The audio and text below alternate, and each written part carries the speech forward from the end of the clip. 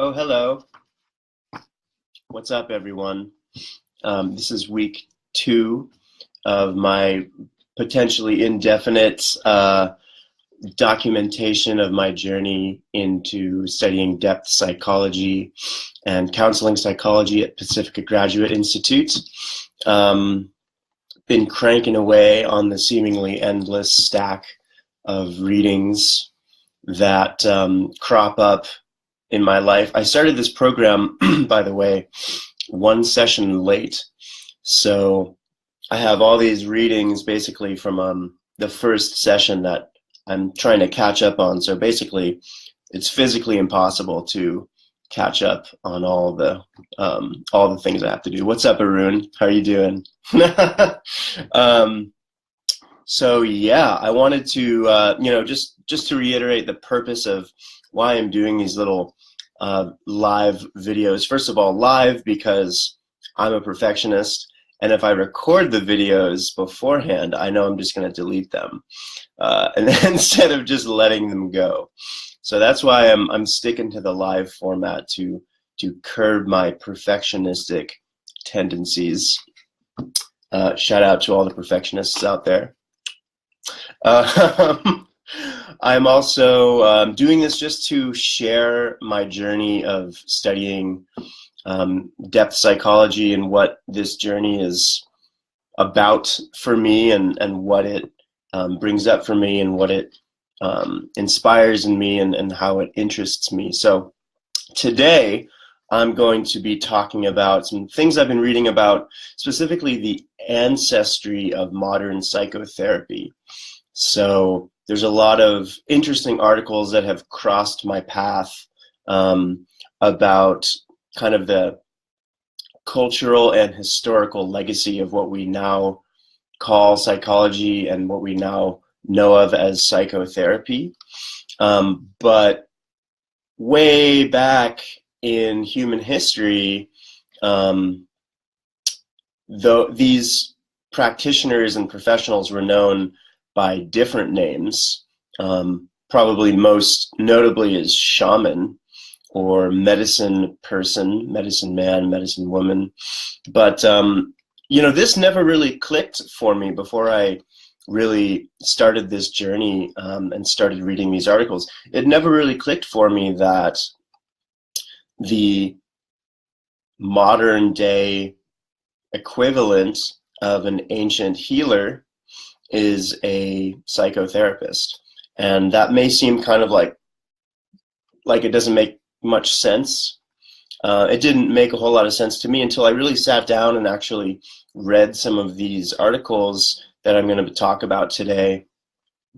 But it really does click for me. And reading some of these things has really made me feel really deeply at home in this field, which is really, really exciting to me.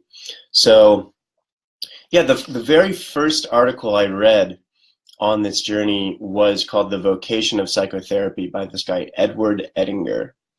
And he is a Jungian psychologist, and gave this speech that was later transcribed into this article that I read, basically breaking down what the vocation of the psychotherapist really is, and looking at the different archetypes inherent in this profession. So basically the 3 core archetypes involved in psychotherapy are essentially physician, healer, scientist, philosopher, and the third one, priest/hierophant. Now, for those of you familiar with the tarot, the hierophant is one of the major arcana cards, but the hierophant is basically like the wise kind of mystical teacher, or the guide that brings souls or brings people from one stage of life to the next. Probably most dramatic is from life to death. So Anubis, the ferryman in Greek mythology that takes souls across the river Styx. They're also the hierophant, as well as characters like Yoda Gandalf is a bit of a hierophant.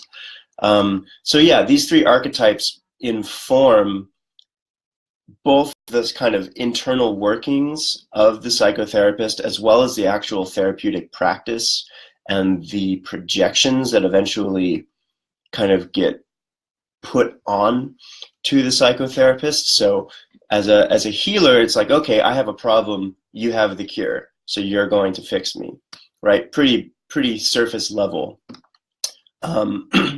And then kind of the deeper you go in, it's like, oh, okay, you actually have this knowledge, and there's this kind of scientific or philosophical journey going on here. And it's especially interesting because the way that most psychotherapies work is just through dialogue, through talking. So that can be traced basically all the way back to Socrates and the Socratic dialogue, which is basically teaching through conversation. So in psychotherapy, it's basically healing through talking. The talking cure, as psychoanalysis was first called.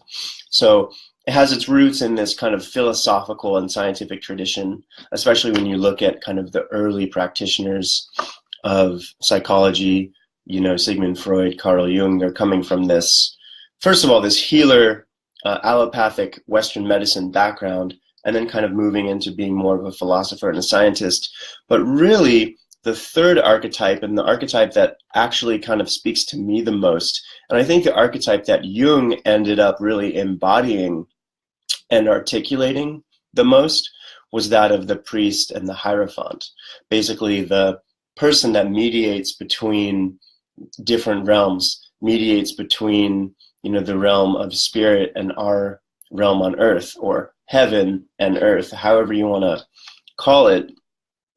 But basically providing guidance for people on this planet in this experience of being a human, and kind of helping people, cross the river, whatever that may look like for them in their life. So that really speaks to me. I think when I read that article, it's a really short article. I'm happy to share it. For whoever is interested in checking that out, just shoot me a message or something. But it's really just spoke to me, and like, I was just reading these things and I was like, yes, awesome. So I'm excited about that. I also read the first chapter of this huge book called The Discovery of the Unconscious by Henri Ellenberger. And The Discovery of the Unconscious is this like massive book, written back in 1970, I believe. But the first chapter is called The Ancestry of Dynamic Psychotherapy. It's kind of a mouthful, but that's kind of the main purpose of what I want to really talk about today. Basically, in this huge introductory chapter, Ellenberger kind of talks about how there are all these ancestors of the modern psychotherapist. And he basically takes, 50 pages to systematically look at shamanic and indigenous healing from all over the world, all these different scholars from the 19th and 20th century who kind of tried to understand indigenous healing, which sometimes was kind of laughable and pathetic in some of these scholars' attempts to understand what was really going on, and sometimes insightful. But yeah, it's pretty interesting. There's some really interesting points made beyond just kind of detailing all the different methods of indigenous or folk healing that are used.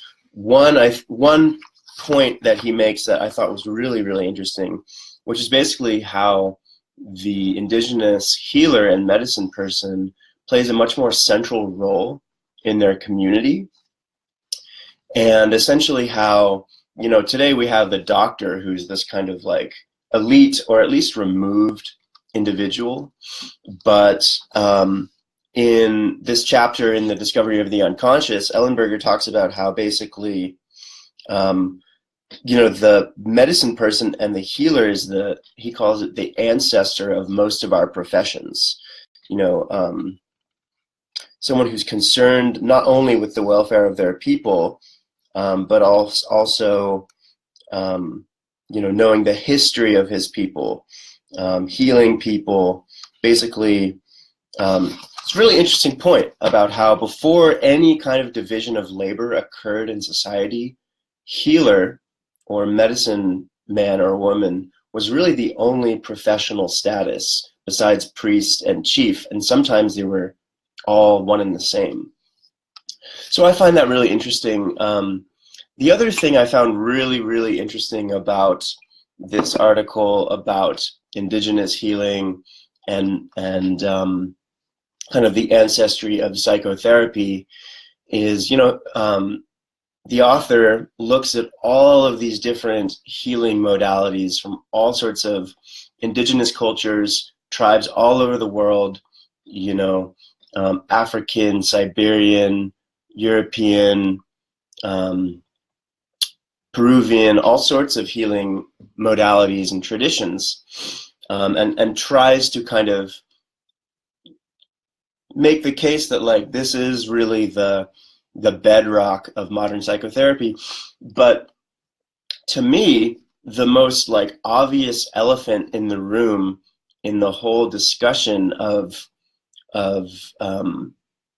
shamanism is plant medicine. I mean, not once in this like 50+ page article does Henri Ellenberger mention plant medicine at all.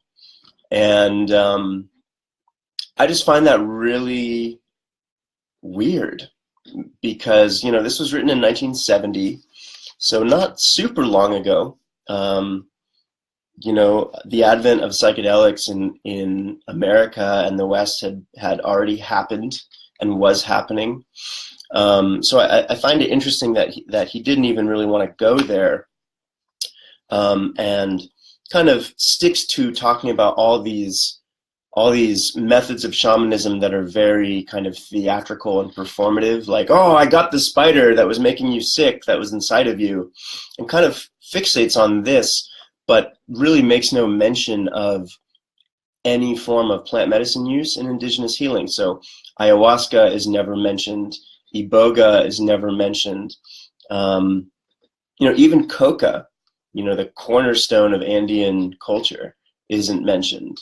And I find that to be just like, just kind of ridiculous, especially because having, experienced ayahuasca in the Amazon myself and seen how it's affected me and seen how it's affected other people. It's a profound tool in healing, emotional, physical, psychological, soul level healing that can occur with plant medicine. So I kind of see that as like this elephant in the room in this discussion of the ancestry of psychotherapy, which is even interesting enough because another book I was reading today by Carl Rogers, this book right here called A Way of Being by Carl Rogers, who, by the way, was a really, really influential and incredible psychologist, really deeply influenced the field of psychotherapy by kind of creating client-centered therapy. So basically, Carl Rogers talks about all sorts of, he genuinely care about your clients and like really hear them and not have an agenda and not think that you know what's best for them. So he has a whole bunch of incredible things to say as far as the person-centered approach or client-centered approach to psychotherapy goes. But one thing he talks about really briefly, almost as an aside, is altered states of consciousness and healing. And he's citing Stanislav Grof, which I find really interesting, who's a Czech researcher who's been on the scene for a long time. Grof developed holotropic breath work once LSD was made illegal in the late 60s or early 70s. Stanislav Grof basically developed this form of breath work that helped people get into a legal altered state of consciousness, and then that he realized that really profound healing could occur from that place. He's like a PhD psychiatrist, really, really prolific researcher, Stan Groff. But basically, there's this passage in here in Carl Rogers' book, A Way of Being, and he talks about altered states of consciousness and healing. And he says that, let's see, I find that when I am closest to my inner intuitive self, when I am somehow in touch with the unknown in me, when perhaps I am in a slightly altered state of consciousness, then whatever I do seems to be full of healing. Then simply my presence is releasing and helpful to the other. So to me, that kind of just like links all of this together. I'm not trying to say that like psychotherapists need to be in an altered state of consciousness or like need to be altered when they're working with people, not by a long shot. I think what I'm just trying to speak to is, yeah, I think just how deeply neglected both indigenous plant medicine healing as well as altered states of consciousness has been in the field of psychology and psychiatry and healing. So yeah, there's lots of stuff to talk about. Oh, what's up, Tyson? You've done holotropic breathwork. Wonderful. I have not experienced holotropic breathwork, but I've heard it is really, really powerful. I'm really curious to experiment a little bit with that. But yeah, that's basically it for today. I don't really have anything else to say besides, what I've said. So yeah, thanks all y'all for watching. And I post all of these things on YouTube as well. So if you missed this or want to kind of check out a different non-Facebook avenue and hear my ramblings, it's on YouTube as well. All right, y'all. Much love. Until next time.